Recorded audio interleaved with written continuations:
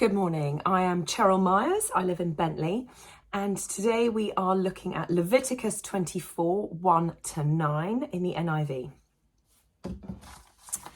Olive oil and bread set before the Lord. The Lord said to Moses, "Command the Israelites to bring you clear oil of pressed olives for the light, so that the lamps may be kept burning continually.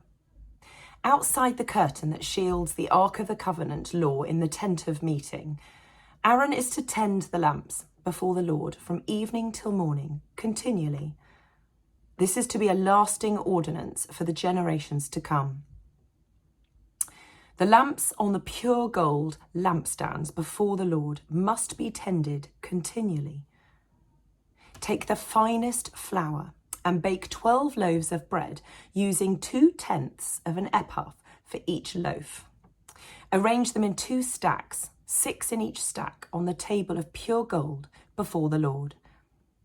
By each stack put some pure incense as a memorial portion to represent the bread and to be a food offering presented to the Lord.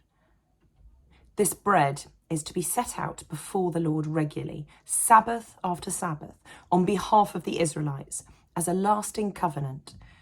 It belongs to Aaron and his sons, who are to eat it in the sanctuary area, because it is a most holy part of their perpetual share of the food offerings presented to the Lord."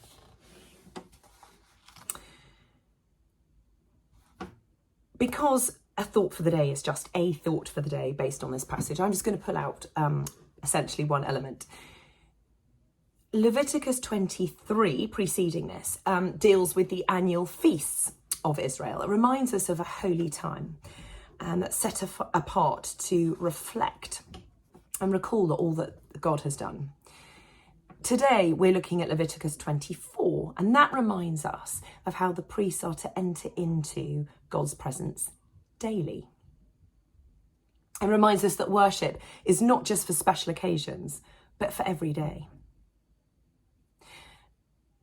These first 9 verses that I'm looking at today, that we're looking at together today, centers on 2 elements, light and bread. It begins and ends with offerings of the people, a contribution from the people, pure oil from the beaten olives, the finest flour, frankincense, to be provided by the people of Israel. The highest quality, carefully prepared, just the best. So on specific days, all of Israel are to gather on specific feast days. But daily, the best oil is to fuel the lamps in the tabernacle. The finest bread is continuously in the presence of the Lord as an offering. And this is so that the people had a continuous connection with the presence of God. Light. What is its significance? What's the significance of these oil lamps burning continuously each day?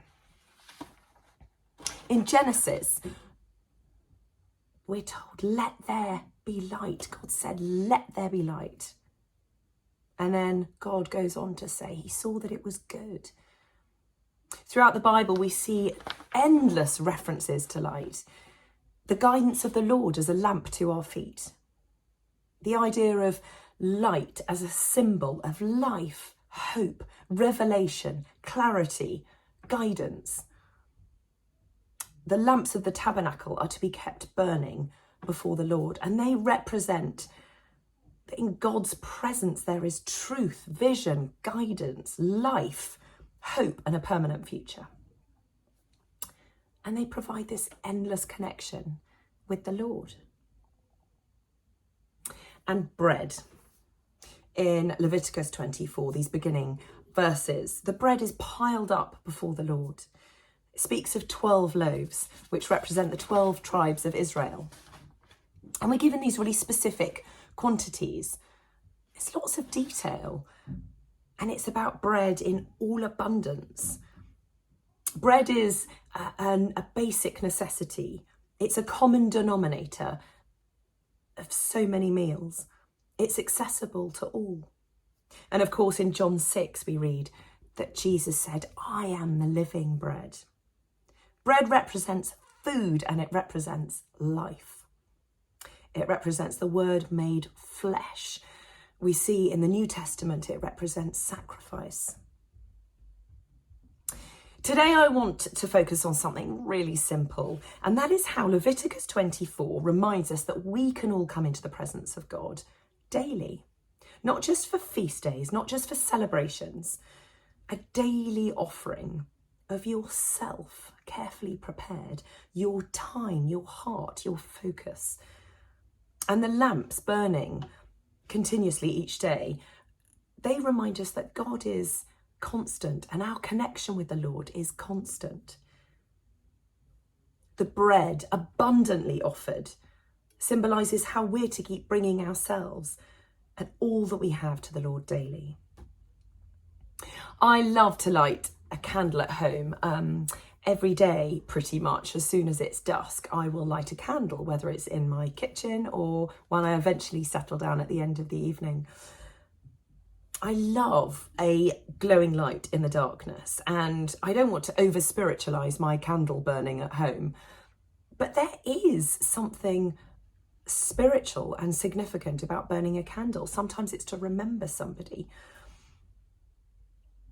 And I have to say now, having read this specific part of Leviticus, it's an extra reminder to me that that candle symbolises a connection with the Lord. Now, it's tempting for me, having read this morning, to also leave a bread roll outside alongside my candle each day. But if the children don't get their hands on it, the dogs will. So I won't do that. But I will keep lighting my candle. And I will now do it as a physical reminder that God is light. So today, here's my candle. Mine smells of lavender, but I don't think that's necessary for everyone. I think today we need to be at one with the people of Israel.